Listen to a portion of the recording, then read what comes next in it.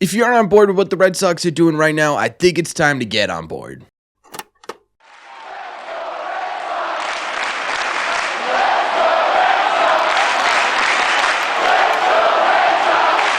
What is going on, everybody? Welcome back to Red Seat Radio. My name is Corbin, and thank you very much for clicking on this video. The Red Sox wrapped up a fantastic weekend at Fenway Park. Really, a weekend and Sunday morning. I don't know, that was a weird game, but either way, they took 3 out of 3 games from the Houston Astros, officially completing the sweep, which puts them at 62-51 on the season. 11 games, their highest yet this year, over 500. That's officially good for the top wild card spot in the AL over the Yankees by 2 games at this point. And I know we normally say, hey, we're not really paying attention to the division at this point in the year, right? We're simply focused on how the Red Sox can sneak into the playoffs via the wild card. Well, I'm starting to pay attention to the division just a little bit, right? I'm still not totally convinced this team's going to fight for a division or anything like that, but they are now just 3 games back of the Toronto Blue Jays with 2 months left to go. I'm just saying, right? I'm just saying. And on top of all of that, ladies and gentlemen, the Red Sox are currently tied for the 3rd most wins in the AL. If you can't tell, I'm pretty excited about what the Red Sox are doing right now, and I'm very excited about what the Red Sox just did at Fenway Park because it's a really important series, in my opinion, for a couple of different reasons. Now, the first reason is because this is the perfect response to a very lackluster trade deadline, right? We as fans were pretty upset with how the deadline did not go. I'm assuming the guys in the clubhouse, they were a little upset with how the deadline went, but at the same time, too, like I said in the video when we talked about the deadline overall, this is a team that feels like they feed on that sort of not negative energy, but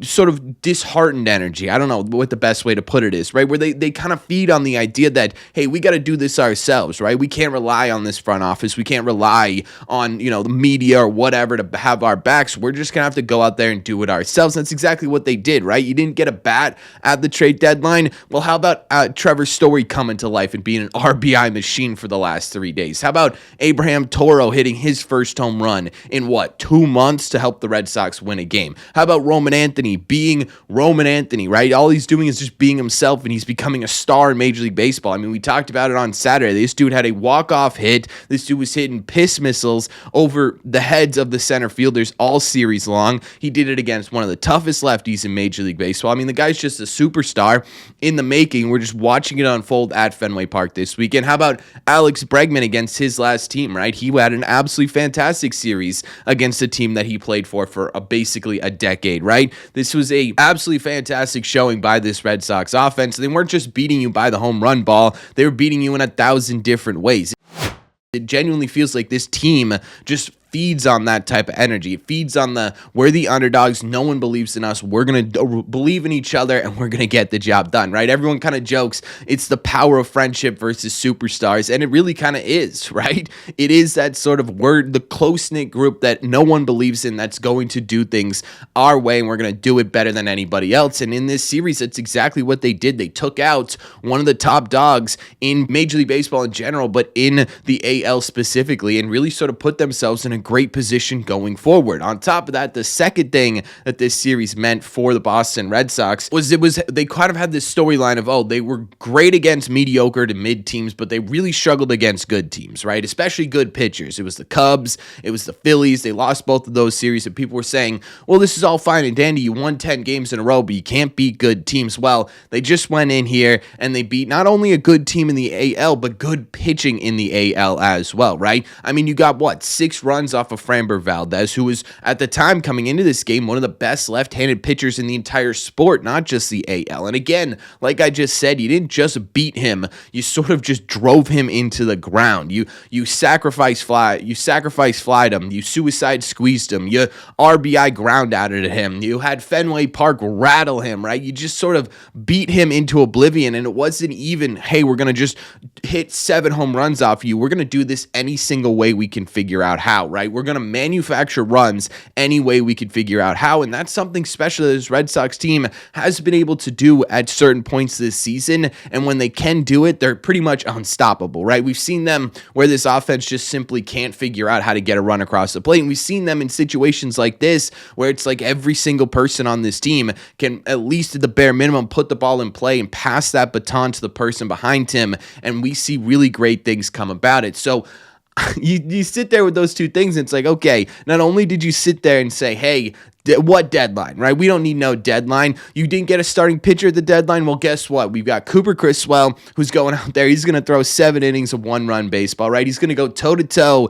with one of the top 3 or 4 pitchers in the entire sport in Hunter Brown, and he's going to actually do better overall than he did. You're going to have Lucas Giolito go out there. He's going to give you 8 innings of 1-run ball on only 3 hits. So you sit there and you say, where's the starter you needed? Well, he's right here, right? That number 2 guy, it's Lucas Giolito. It's Brian Bayo. It's whoever, right? They're figuring out how to fill these holes themselves, and maybe it's not perfect, maybe it's not the best, but it's exactly what this Red Sox team needed. And then you talk about the offense, you talk about the team in general, and they not only beat, they swept one of the better teams in the AL. And I think both those things combined should give you a giant vote of confidence in who this Red Sox team could be. And if you're not, I think you're just sort of looking for angry storylines right now. The third thing that this series really highlighted for the Red Sox this season is something that I think is talked about a decent amount, but still kind of under the radar in terms of what makes this Red Sox team a team that you should believe in. And it's that they've turned Fenway Park into what it once was, right? Into one of these stadiums where you come into, or parks, or whatever you want to call them, that you come into. And if you're an opposing team, you're nervous, right? You're nervous about the fan base. You're nervous about the atmosphere. And the Red Sox are able to feed off of that. They're able to feed off of Fenway Park and make it into sort of their 10th man. And that's exactly what they've been able to do, not just this series, but this season in general, because this year they are 37-21 at home. That's 16 games over 500. That is the 6th best winning percentage at home in Major League Baseball right now. That's huge, right? Because for the last couple of years, it's sort of been the opposite, where they're okay away from Fenway Park, but they have a 500 or less than 500 record at home. They've allowed themselves, I mean, you guys notice it, right? Towards the end of the season last year, and even the year before that, and honestly, even the year before that, you got to a point where it was almost always just like opposing fan bases were taking over Fenway. I mean, there were points last year where the Orioles had more fans at Fenway Park than the Red Sox did. It was sort of like a mausoleum, a museum to what once was for the Red Sox. And yet this year, it feels like a different energy. Right, it feels like a different energy. Even watching it on TV, being there at Fenway Park, you can feel it. You can feel that this city is getting behind this team, and it's an absolutely fantastic thing. It becomes one of the most difficult places to win in baseball with the way the Red Sox fan base is getting behind this Red Sox team. And look, I'm not comparing them to any of the Red Sox World Series teams. I'm not doing that, but I am saying that all of those teams were able to do that. They were able to create this sort of weapon out of Fenway Park, and the Red Sox this year, they're doing the same thing, right? I'm not saying they're the same on paper. I'm not saying that this team is a World Series contender, and I'll get to that in a second. But what I am saying is that they're doing a really good job of creating Fenway Park as we know and love it. And all of those teams are able to do it. The Red Sox this year are able to do it as well. Look, I'm not sitting here and saying that you should expect this team to win a World Series, or that you should expect this team to even be World Series contenders, because we just simply don't know if they have what it takes talent-wise to actually get there, right? Everything's still a bit of a mystery with such a young Red Sox team. What are they going to look like towards the end of the stretch? It's the pressure that's going to mount of being this first wild card team, of being this legitimate playoff threat, going to crumble this Red Sox team that's surviving on all of these young players who have never dealt with this kind of pressure before. And I think that's an important thing to remember when we're talking about how excited we should get about the Boston Red Sox. However, that's not me saying that I don't think this team is a playoff threat, because I think at this point in the year, with 2 months left to go towards the end of the season, you absolutely should be thinking this team's a playoff threat. I mean, again, right, you have the 3rd best wins in AL right now, right? That's a legitimate playoff team. That is a team that comes into, and especially if you're going to get home field advantage, or if you're going to play any games at Fenway Park,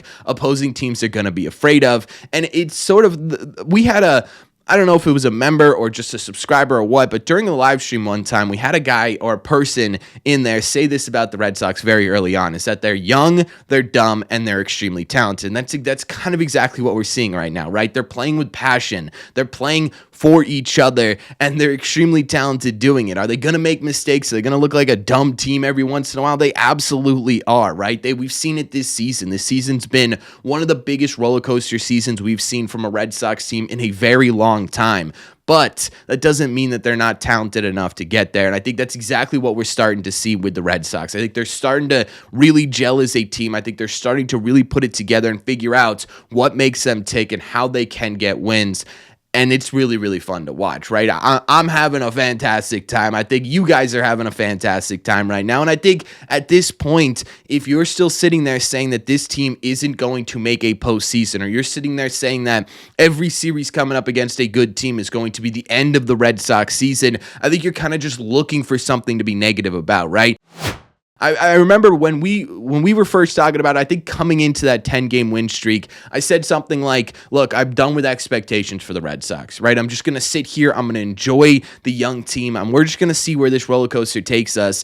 Now I think my mindset's changed a little bit, right? Now I think my mindset shifts towards, hey, what can this team actually be? Right? How good can they actually get? And is this something that's going to carry them into a postseason? Once they get into a postseason, what does that look like, right? Is a 1-2-3 of Crochet, Bayo, Giolito actually going to be able to match up against a Yankees or a Astros or a whoever, right? A Blue Jays, whatever. Is that actually going to be something that can be accomplished? And I think right now, just based on how the Red Sox are playing at this point in time, I think the answer is yes, right? I think you can beat the Yankees. I think you can beat the Blue Jays. You just showed you could beat the Astros, right? You're starting to gain some confidence in who this team can be, and they're slowly building it up within the fan base. And again, it's shown, right? Fenway Park's alive again, and it's absolutely fantastic. I just simply don't know what other way to put it, right? If you're not believing in the Boston Red Sox, what are you doing? Right? What are you doing right now? They clearly are showing that despite all the negative stuff that's gone on around them this season, despite all the random shuffling we're seeing going around them, despite the big changes that happened to this franchise in the last 4 months, this team just continues to persevere, and it has to be rewarded some way, somehow. So I'm sitting here and I'm officially unbelievably excited about who the Red Sox can be. I don't know if it took me this long to get here. I don't know if I always thought that, but I'm just at the point now where I can finally share it. I don't know, right? I don't know, but I'm very excited about the Boston Red Sox, and I think you should be 100% on board with who they are, but that's just my opinion. Let me know in the comment section down below, what did you guys think about this series? Did it do as much for you as it did for me? Are you sitting there finally, if you were against the Red Sox this season, are you finally with them a little bit, or are you still sitting there saying, nope, too many holes, too many problems, they're not going to do anything, it's not worth it? Let me know all your thoughts in the comment section down below. As always, if you made it to the end of this video, do me a favor, make sure you guys have hit that subscribe button if you haven't already. If you're new here, we talk Red Sox content almost every single day. Also, make sure you guys have hit the like button on this video as well. It just simply helps out a ton. It's the best way to let me know you're enjoying the content. Thank you all very much for clicking on this one, and I will see you in the red seats.